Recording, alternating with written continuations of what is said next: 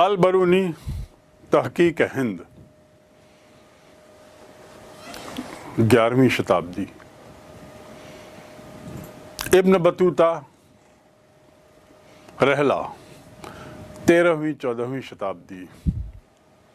और अब हम आते हैं मध्यकाल के अंतिम भाग में, जिसके लिए हमें एक तीसरे यात्री की पुस्तक पर काफ़ी कुछ निर्भर रहना पड़ता है और उसके द्वारा दिए गए वृत्तांत भी इतने विस्तृत हैं जितने अल बरूनी या इब्न बतूता के, इतने सजीव हैं जितना उनसे। बल्कि कुछ मामले में ऐसा लगता है कि तीसरा जो यात्री है जिसका हम जिक्र करने जा रहे हैं वह उनसे कुछ कदम आगे ही निकल गया है। कारण कुछ भी हो, लेकिन ये तय है कि इन तीन पुस्तकों, तीन ग्रंथों ने, इन तीन यात्रा वृत्तांतों ने एक मध्यकाल का इतिहास बनाने में, भारत के मध्यकाल का इतिहास बनाने में, उसकी पुनर्रचना करने में एक बहुत अहम भूमिका निभाई है। तो अब हम चलते हैं तीसरे यात्री की ओर, जिसका नाम था फ्रांकवा बर्नियर, जो एक चिकित्सक था, एक डॉक्टर था। व्यवसाय से वह एक डॉक्टर था, लेकिन यात्रा उसका शौक था और इसी शौक ने उसे भारत लाया। बर्नियर के पहले 1500 के आसपास कई पुर्तगाली यात्री भारत आए और उन्होंने अच्छे यात्रा वृत्तांत लिखे हैं। उसके बाद समय के साथ साथ 16वीं शताब्दी, 1500 के बाद उसके अगले दशक में, अगले 100 वर्षों में, सदी में फ्रेंच यात्री, अंग्रेजी यात्री और डच यानी हॉलैंड के लोग भी, फ्रांस के यात्री, हॉलैंड के यात्री और इंग्लैंड के यात्रियों ने भी भारत की यात्रा की और उसका अपनी यात्रा के वर्णन को उन्होंने पुस्तकाकार रूप दिया है।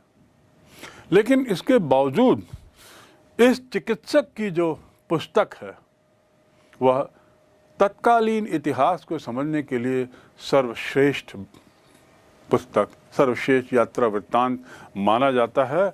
और एक और जो जिसकी तुलना कभी कभी इससे कर दी जाती है वह था जौहरी ट्रैवर्नियर। एक जौहरी था, मैंने पूर्व में आपको बताया था कि एक जौहरी ने बारंबार गोलकुंडा की यात्रा की। तो ऐसी एक जौहरी एक था जो ट्रैवर्नियर जिसका नाम था, उसने भी ऐसे भारत की लगभग 6 बार यात्रा की और इन 6 यात्रा वृत्तांत का उसने विस्तार से वर्णन किया है। यहाँ तक कि उसने भारत, अब चूंकि जौहरी था तो निश्चित रूप से व्यापार से उसका ज़्यादा ताल्लुकात था और उसने भारत के व्यापार पर काफ़ी विस्तार से लिखा है और बड़ी अच्छी टिप्पणियाँ की हैं। उसने यहाँ तक लिखा है कि भारत का व्यापार जो है वह इतना मजबूत था, इतना अच्छा था कि उसकी तुलना आराम से निश्चित रूप से ईरान से और ऑटोमन एम्पायर के व्यापार से की जा सकती है, जो तत्कालीन सदी में, तत्कालीन समाज में जो एक बहुत एडवांस, बहुत आधुनिक सभ्यताएं मानी जाती थी। तो ये ट्रैवर्नियर की जानकारी भी हमारे लिए काफ़ी विशेष मायने रखती है। इनमें से जो यात्री हैं, चाहे पुर्तगीज़ के, पुर्तगाल के हों, चाहे डच या फ्रेंच या इंग्लिश, ये लोग आए, वृत्तांत लिखे और कुछ लोग तो भारत में बस भी गए। मनुकी नाम का एक इटली का मनुकी जो बर्नियर की तरह चिकित्सक था, वह भी भारत आया और उसने भी यात्रा वृत्तांत लिखे, लेकिन भारत का ही वो रह गया और यूरोप वापस नहीं गया। तो कुछ लोग यहाँ बस भी गए और उनमें मनुकी भी एक था। और इससे पता लगता है कि लोगों को भारत कितना रास आ रहा था। भारत की संस्कृति के लिए लोगों का आना, भारत से व्यापारिक संबंधों के लिए, व्यापारिक लाभ के लिए लोगों का आना, भारत के गौरव गाथा को सुनने के बाद उससे प्रेरित होकर भारत को देखने के लिए, भारत के दर्शन के लिए भारत आना, ये सब एक उस समय की सामान्य बात लग रही है। उस समय ऐसा लगता है कि ये सब एक बड़ी सामान्य बात थी। भारत एक अत्यधिक आधुनिक देशों में था तत्कालीन समाज में। बारबोसा, अब्दुल रज़ाक, ये लोग भी कुछ ऐसे यात्री थे जो भारत आए, लेकिन इन लोगों ने मूल रूप से दक्षिण भारत में और वहाँ के व्यापार के बारे में लिखा है। जो विजयनगर एम्पायर में देवराय या कृष्णदेवराय, उसके शासन में बारबोसा, अब्दुल रज़ाक आदि उसके दरबार में थे, और विजयनगर जो किंगडम है, विजयनगर जो शासन था, वह दक्षिण भारत में था, सीमित था। इसलिए इनके द्वारा दिए गए वृत्तांत मूलतः दक्षिण से संबंधित हैं और वहाँ के विवरणों में विशेष रूप से व्यापार आदि का जिक्र बहुत है। निष्कर्ष ये कि तत्कालीन समाज की 15वीं-16वीं शताब्दी की जानकारी यदि अब हमको जाननी है तो उसके लिए सर्वोत्तम यात्रा वृत्तांत हमें बर्नियर का मिलता है, जिसके बारे में अब हम विस्तार से जानेंगे। बर्नियर के यात्रा वृत्तांतों, उसकी पुस्तक और उस पुस्तकों पर टिप्पणी करने से पूर्व हम थोड़ा जानें बर्नियर की खुद की पृष्ठभूमि, यानी उसका परिचय थोड़ा जानना जरूरी है। जो बर्नियर फ्रांस में पैदा हुआ था और जगह का नाम था जोई, जहां 1620 में फ्रांस में उसका जन्म हुआ। और शुरू से ही उसे यात्रा का शौक था, घूमने घामने का शौक था, और यूरोप के कई देशों में ऑलरेडी वह घूम चुका था। साथ ही उसने चिकित्सा की पढ़ाई की, और चिकित्सा की पढ़ाई पूर्ण करते ही वह भारत की ओर मुड़ गया। उसने भी अन्य यात्रियों की तरह भारत के बारे में सुना होगा, और जिससे आकर्षित होकर, मोहित होकर वह भारत की तरफ रवाना हुआ। जब वह भारत आया, उस समय शाहजहां के जो पुत्र हैं वे उत्तराधिकारी होने के लिए युद्ध पे युद्ध लड़ रहे थे। तो वो ऐसे समय में भारत पहुंचा जब मुगल शासन में सत्ता संघर्ष चल रहा था। उसने अपनी पुस्तक में इसीलिए राजा के बारे में, राजनीति के बारे में, राजनीतिक दांव पेच, दरबारी व्यवस्था, परंपराएं, आर्थिक और धार्मिक व्यवस्था, इन पर उसने काफ़ी विस्तार से लिखा है। उसका जो यात्रा वृत्तांत है उसको उसने नाम दिया है travels in the Mughal empire. Travels in the Mughal empire, Mughal साम्राज्य में यात्राएं, यह उसकी उस पुस्तक का नाम है जो हमारे भारतीय इतिहास के लिए एक अमूल्य निधि है। इस पुस्तक में उसने विवरण दिया है कि कैसे वो सूरत, अहमदाबाद, गोलकुंडा, मसूलीपट्टनम आदि आदि इतने सारे क्षेत्र घूमा है, पंजाब भी गया, कश्मीर भी गया। तो इस प्रकार लगभग पूरे भारत को वह घूमा, और उसके यात्रा वृत्तांत इसीलिए बड़े काम के हैं। बंगाल की यात्रा तो उसने टैवर्नियर के साथ की, जो स्वयं एक जौहरी था जिसका जिक्र पहले किया जा चुका है। तो टैवर्नियर और बर्नियर, ये दोनों ने बंगाल की यात्रा साथ साथ की। ये बात दूसरी है कि कई इतिहासकारों का कहना है कि टैवर्नियर जो है वह अपनी पुस्तकों में व्यापारिक बातें ज़्यादा करता है, और चूँकि वह स्वयं एक व्यापारी था, उसका जो नज़रिया था वो थोड़ा दूसरा था, सौदेबाजी की फिक्र उसको ज़्यादा रहती थी, और इसलिए आर्थिक दांव पेच का विवरण उसकी पुस्तक में ज़्यादा मिलता है। इसके विपरीत बर्नियर की पुस्तक जो है, बर्नियर की जो पुस्तक है travels in the Mughal empire, उसमें राजा, समाज, आर्थिक प्रगति, धार्मिक विचारधाराएं, परंपराएं आदि के बारे में विस्तृत विवरण है। और इसीलिए यह विवरण भी जो है वह ज़्यादा आधिकारिक है, ज़्यादा विश्वसनीय है। फ्रांस से आने वाले यात्रियों में ये एक ऐसा अनूठा यात्री था जिसको लेकर फ्रांस के ही किसी इतिहासकार ने लिखा है कि फ्रांस से कभी कोई ऐसा यात्री बाहर नहीं आ गया जिसमें इतनी अच्छी पर्यवेक्षण क्षमता हो। पर्यवेक्षण क्षमता यानी ऑब्जर्वेशन, देखने और समझने की क्षमता, पैनी आँख हो, पैनी नज़र हो, क्या देखना और क्या अनदेखा करना, ये क्षमता उसमें बहुत ज़्यादा थी। इसके लिए उसे किसी ने कहा है कि फ्रांस से कभी कोई ऐसा यात्री बाहर नहीं गया जिसमें पर्यवेक्षण क्षमता इतनी अधिक रही हो, और न ही कोई वृत्तांत जानकारी इतनी सरल और सत्यनिष्ठा के साथ लिखी गई हो। यानी इस बात को भी उस व्यक्ति ने माना है, इतिहासकारों ने माना है कि जो वर्णन है वो बड़ी सरलता से लिखे गए हैं, और साथ ही कोशिश की गई है कि ये सत्य से परे ना हो। भरसक कोशिश है कि यथा वस्तु उसको वहाँ पर लिख दिया जाए। ये तो हुआ बर्नियर का परिचय और उसकी पुस्तक का निचोड़। बर्नियर जब भारत आया तो जैसा पूर्व में बताया कि उस समय शाहजहां भारत का सम्राट था, लेकिन मुगल सत्ता के लिए उसके पुत्रों में द्वंद्व चल रहा था, उसके लिए कई युद्ध हुए और बर्नियर उन युद्धों का प्रत्यक्षदर्शी रहा है, और इसलिए उसके द्वारा दिए गए विवरण काफ़ी कुछ कसौटी पर सही उतरे हैं। उसने, जैसा मैंने पूर्व में कहा, दांव पेंच, राजनीतिक दांव पेंच, राजनीतिक सूझबूझ और समझ आदि का विस्तार से वर्णन किया है। आचार व्यवहार पर अपने शाहजहां के पुत्रों के बारे में उसने काफ़ी विस्तार से लिखा है। शाहजहां के जो पुत्र थे उसमें दारा शिकोह, उसके बारे में उसका कहना है कि दारा शिकोह एक अत्यंत उदारवादी और अत्यंत अच्छे गुण वाला व्यक्ति था।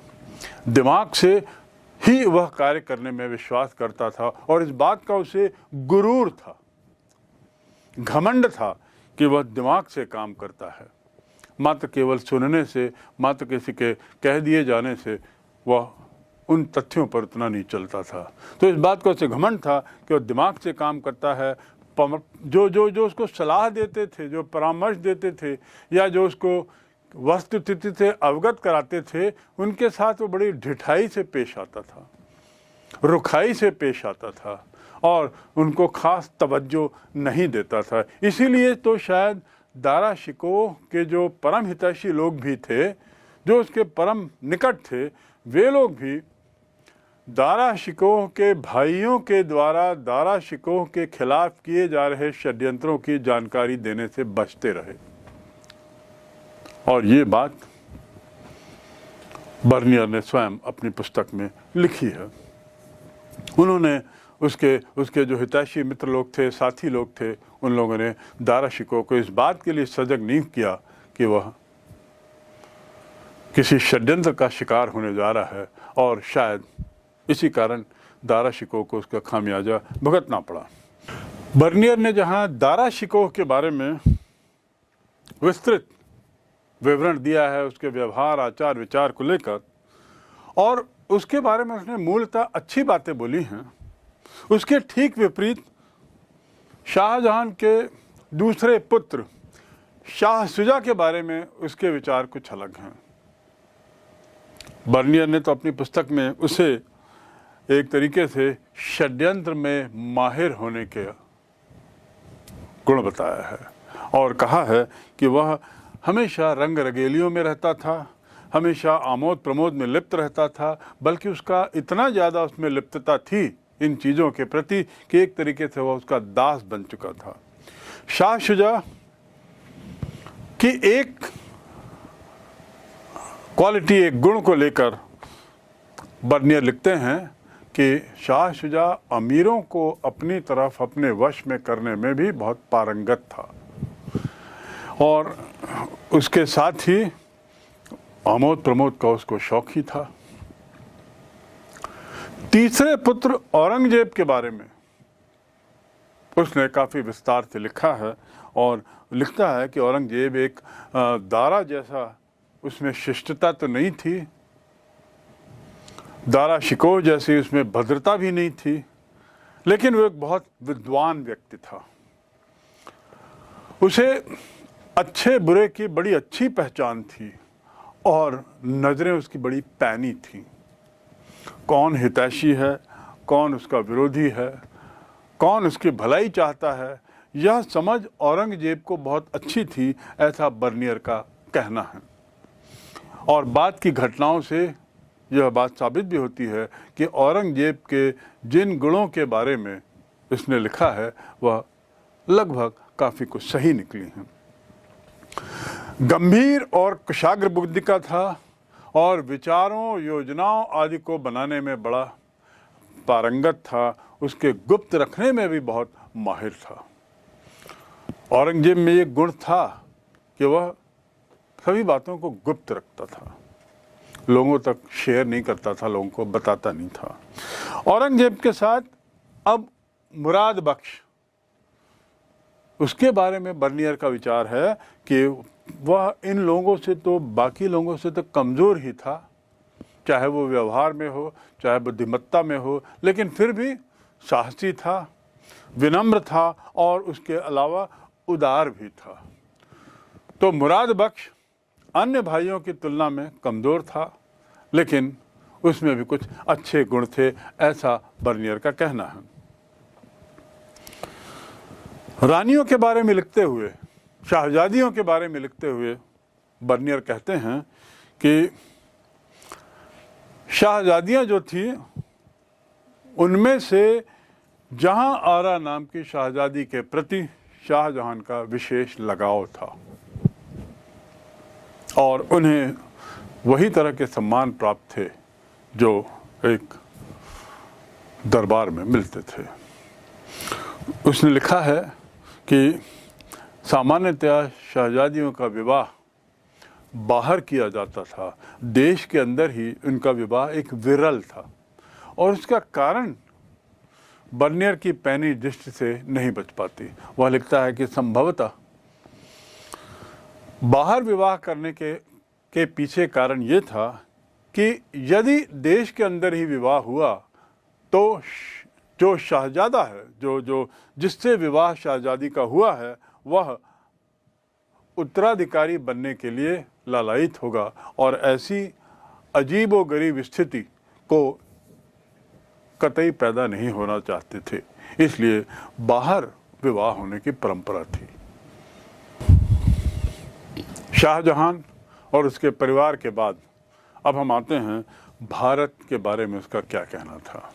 हमने बरनी और उसके बाद अल बरूनी और उसके बाद इब्न बतूता इनको पढ़ा और जाना कि इनके विचार भारत के बारे में कैसे थे।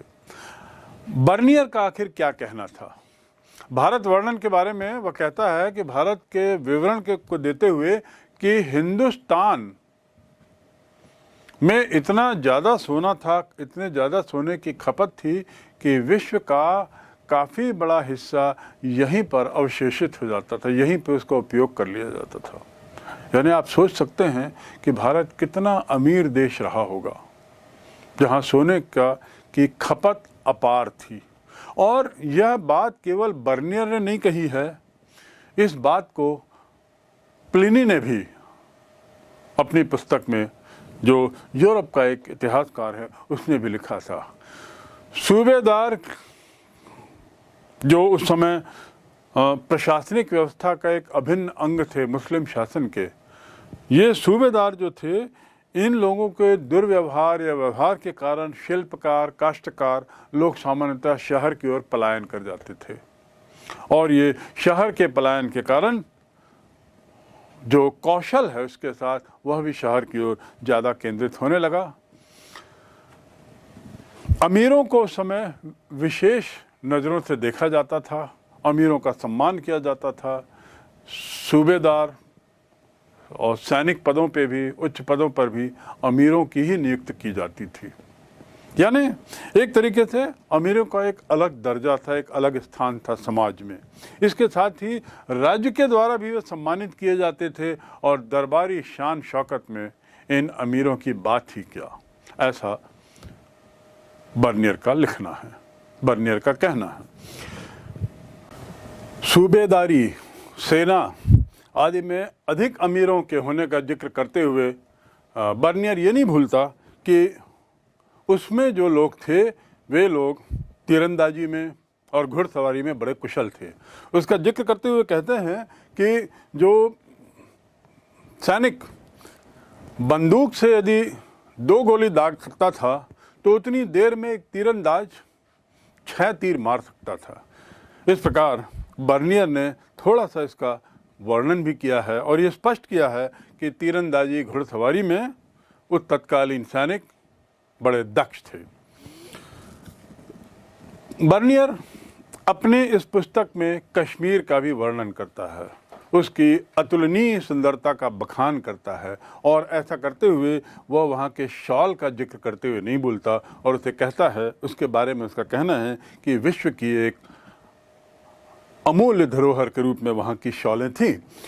दिल्ली, उसके आसपास की ज़मीन उपजाऊ थी जिसमें चावल, मक्का, ज्वार, बाजरा, नील आदि की खेती होती थी और इस प्रकार उसका विवरण जो है वो बहुत तरीकों से और बहुत चीज़ों का है। दाल और अन्य भोजन सामग्री बड़ी प्रचुर मात्रा में उपलब्ध थी और किसी भी वर्ग के लोगों को किसी भी तरह की दिक्कत इस मामले में नहीं होती थी। खाद्यान्न, भोजन आदि के बाद ये बताना भी उचित होगा कि बर्नियर ने अपनी पुस्तक में, ट्रैवल्स में, ब्राह्मणों का और तत्कालीन समाज का भी जिक्र किया है और यह बताते हुए उसने यह स्पष्ट किया है अपनी बात से, अपने तरीके से, कि ब्राह्मण जो हैं वो अंधविश्वास को बढ़ावा देते थे और तत्कालीन समाज में जो बहुत सी बुराइयां आई थी उसके लिए ब्राह्मण लोग ही जिम्मेदार थे। इस प्रकार उसकी यह टिप्पणी बड़ी सटीक है और अन्य स्रोतों से भी यह बात सही मालूम होती है। बर्नियर ने वेशभूषा, धार्मिक रीति रिवाज, त्यौहार और इसके अलावा मनोरंजन आदि आदि पर भी पर्याप्त प्रकाश डाला। बाज़ारों के बारे में इसका कहना है कि बाज़ार बड़े रंगीन होते थे, बहुत चहल पहल रहती थी। आगरा, दिल्ली के बाज़ारों का उसने विशेष जिक्र किया है और साथ ही कहा है कि वहाँ की जो नगर संरचना थी, वहाँ की जो बाज़ारों का जो स्वरूप भी था वह अच्छा था।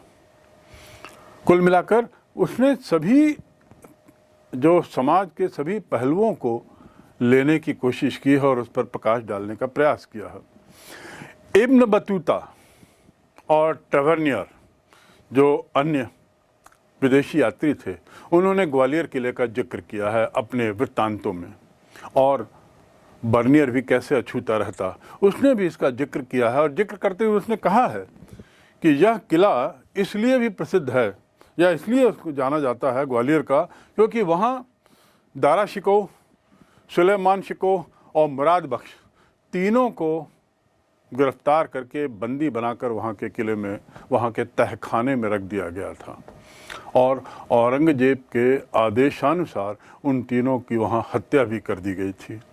तो इसलिए ग्वालियर का किले का विशेष जिक्र बर्नियर की पुस्तक ट्रैवल्स में आया है। बर्नियर की पुस्तक की एक और खासियत है कि वह जब तब पूर्व विश्व की तुलना पश्चिम विश्व से करना नहीं भूलता। वह स्वयं फ्रांस का था और जैसा पूर्व में बताया गया है, अपने कॉलेज दिनों में उसने यूरोप का काफ़ी दौरा किया था, भ्रमण किया था। तो वो तत्कालीन यूरोप और तत्कालीन फ्रांस से जब तब भारत की स्थितियों की तुलना करना नहीं भूलता और एक तरीके से वह तुलनात्मक अध्ययन कर बैठता है हर जगह और उसका झुकाव अपने फ्रांस, अपने यूरोप की ओर उसमें स्पष्ट दिखाई देता है। यहाँ तक कि उसने इस विवरण का संकलन तत्कालीन फ्रांस के राजा लुई 14 को भी समर्पित किया था। और तो और वह फ्रांस के अन्य अधिकारियों से, शासन से संबंधित, सेना से संबंधित उन अधिकारियों से इस तरह से अपने से संबंधित रखा था कि उनको लगातार उनके साथ वो पत्राचार आदि करते रहता था। यानी वो वास्तव में एक विद्वान था, एक बुद्धिजीवी था और तत्कालीन समाज के तुलनात्मक अध्ययन का जिक्र अपने पत्रों के माध्यम से, अपने पुस्तक के माध्यम से उसने पश्चिमी जगत के लोगों को के साथ भी शेयर किया है। भारत की स्थिति बताते हुए ऐसा लगता है कि कई बार उसने उसको दयनीय बताया है और ऐसी भावना उससे निकलती है कि पश्चिम जगत, तत्कालीन पश्चिम जगत तत्कालीन भारत से काफ़ी आगे था और इसीलिए उसको शायद बहुत प्रसिद्धि भी मिली। उसकी ये पुस्तक काफ़ी प्रचलित हुई और उसकी जो लेखनी है उसने उसको काफ़ी प्रसिद्ध कर दिया। उसके वृत्तांतों की लोकप्रियता इतनी थी कि 5 वर्षों के अंदर ही उसकी अपनी इस पुस्तक का 4-5 भाषाओं में, जिसमें इटालियन, डच, इंग्लिश, फ्रेंच भाषाओं में उसका अनुवाद हुआ।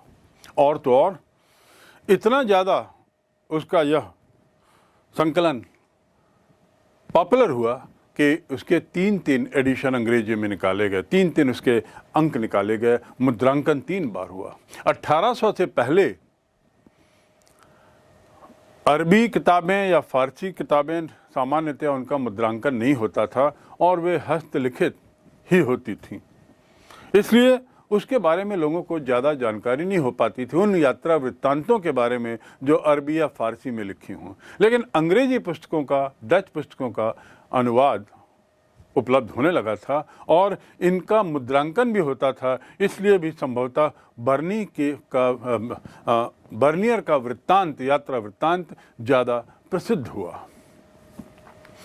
भारत संबंधी उसकी जो जानकारी है कि अविकसित पूर्व बनाम विकसित पश्चिम, उस पे जो अवधारणा को लेकर कुछ विरोधाभास है।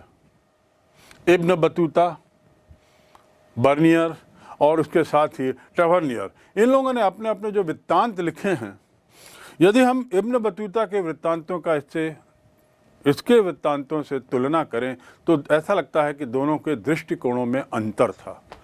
और वह अंतर का मुख्य कारण था कि बर्नियर हमेशा, जैसा पूर्व में मैंने बताया, उसकी तुलना पश्चिम जगत से करता था, चाहे वो यूरोप हो, चाहे फ्रांस हो, और तत्कालीन समाज से करता था।